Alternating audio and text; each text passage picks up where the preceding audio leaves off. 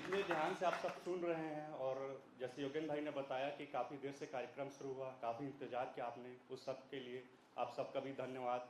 और साथ ही स्वामी विवेकानंद युवा अभ्युदय समिति का भी धन्यवाद, जिन्होंने इतना अच्छा कार्यक्रम ऑर्गेनाइज किया और हम सभी अधिकारियों को आमंत्रित किया, उसके लिए बहुत बहुत धन्यवाद।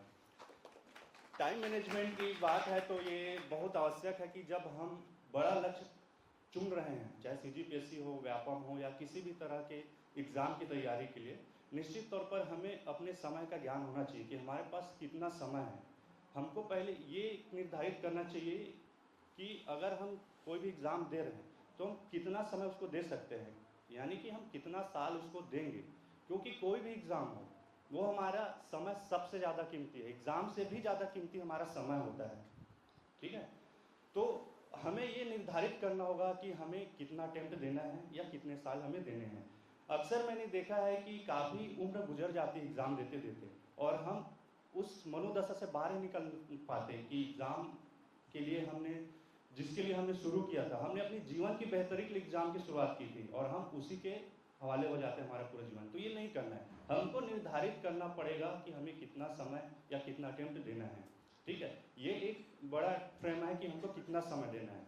अब हम और इसके बारे में देखें तो हमें प्रतिदिन हमें समय निर्धारित करना पड़ेगा कि हम 8 घंटे 10 घंटे कितना पढ़ सकते हैं। वो डिपेंड करता है कि आप सिर्फ पढ़ाई कर रहे हैं या जॉब भी कर रहे हैं। अगर आप जॉब के साथ पढ़ाई कर रहे हैं तो आपके पास दोहरी जिम्मेदारी हो जाती है कि आपको अपना जो जॉब है उसको भी बैलेंस करना है और अपना पढ़ाई को भी बैलेंस करना है। ठीक है, तो सबसे अच्छा समय जो होता है पढ़ाई के लिए, जो अपनी दिन की शुरुआत होती है, जब हम एकदम फ्री माइंड होते हैं, तो हमको बिल्कुल दिन की शुरुआत के साथ ही अपने समय को पढ़ाई को देना चाहिए और उसके हिसाब से हमें अपना समय प्रबंधन करना चाहिए कि हम कितना घंटा अपना बेस्ट जो समय होता है सुबह का उसको दें। और इसके साथ ही हम अपने टारगेट सेट करें कि हमको कितना पढ़ना है, कितने घंटे लेना है, और उस हिसाब से आप टाइम स्लॉट बना करके आप पढ़ सकते हैं। जैसे 3-4 सब्जेक्ट पढ़ना है तो आप 2 घंटे या 3 घंटे दीजिए और बिल्कुल इसके बीच में आराम भी लेना जरूरी है। अक्सर हम देखे हैं, मैंने भी अनुभव किया है कि जब आप लगातार तैयारी कर रहे हो, अटेम्प्ट्स दे रहे हो और आपको सफलता नहीं मिल रही है तो एक तनाव आ जाता है हमारे मन में, लगता है कि मैं 24 घंटे पढ़ लूंगा, लेकिन वो जोश कुछ दिन का होता है और आप उतने दिन पढ़ भी नहीं सकते हैं ना। और अगर ट्राई भी किया आप 2 दिन 4 दिन हफ्ते भर पढ़ेंगे तो उसका इम्पैक्ट आपके हेल्थ पर पड़ता है ना। तबीयत खराब होंगी या आपको इतना तनाव होगा कि आपको चीज़ें याद नहीं आएंगी, आपके रिलेशन खराब होने लगेंगे दोस्तों से, परिवार से, चिड़चिड़ाना शुरू हो जाएंगे।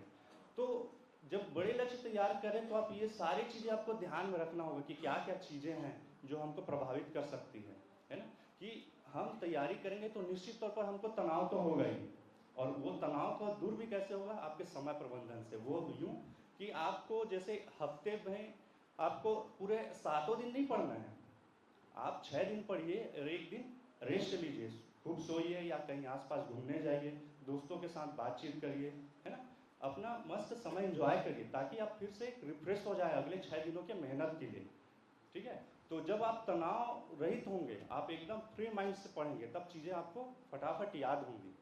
और फिर निश्चित ही जब आपको इस तरह से आप पढ़ाई करेंगे तो आपको समय का भी पता नहीं चलेगा, नहीं लगेगा कि आपने बहुत मेहनत कर लिया या आपने जीवन में बहुत सारी चीज़ें पढ़ाई के लिए सेक्रीफाइस कर दी, ये भी नहीं होगा। अक्सर ये होता है कि लोग बोलते हैं कि मैंने पढ़ाई के लिए ये सेक्रीफाइस किया, वो सेक्रीफाइस किया, मैं ये कार्यक्रम अटेंड नहीं की, मैं दोस्तों से नहीं मिला, है।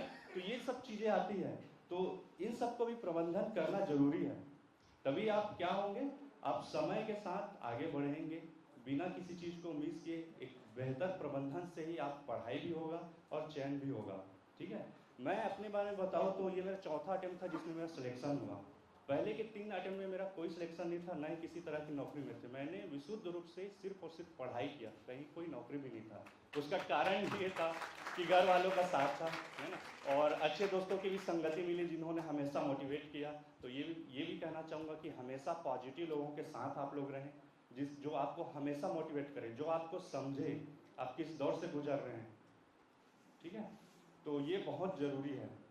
और इसके साथ ही आप लोग कोई क्वेश्चन हो तो पूछ लीजिए ताकि मैं और कुछ बेहतर बता सकूं।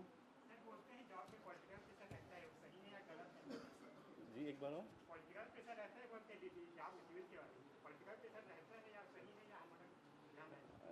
नहीं नहीं, ये तो सही है, डिपेंड करता है कि आप किस पद पर कार्यरत हैं। निश्चित तौर पर पड़ता है, जैसे कि मैं अभी डिप्यूटी एसपी हूँ, अभी प्रशिक्षण में हूँ, लेकिन जब पुलिस हो या डिप्यूटी कलेक्टर हो या कोई भी अन्य पद हो, निश्चित तौर पर आज तो हम देख रहे हैं कि हमारे सोसाइटी में जो नेता हैं या नेता के जो समर्थक हैं उनका कितना प्रभाव है हर जगह, तो निश्चित तौर पर थोड़ा आता है, लेकिन समय के साथ ही ये सबको भी हम हैंडल कर लेते हैं। उसकी भी एक समझ बन जाती है कि इन सब के होने के बावजूद भी हम अपना काम बेहतर कर सकते हैं, ईमानदारी से कर सकते हैं।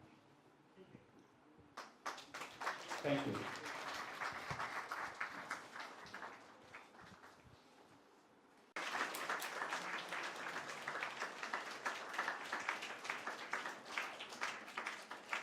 प्रवीण मंडलिया जी, आकाश चौधरी सर का स्वागत करेंगे।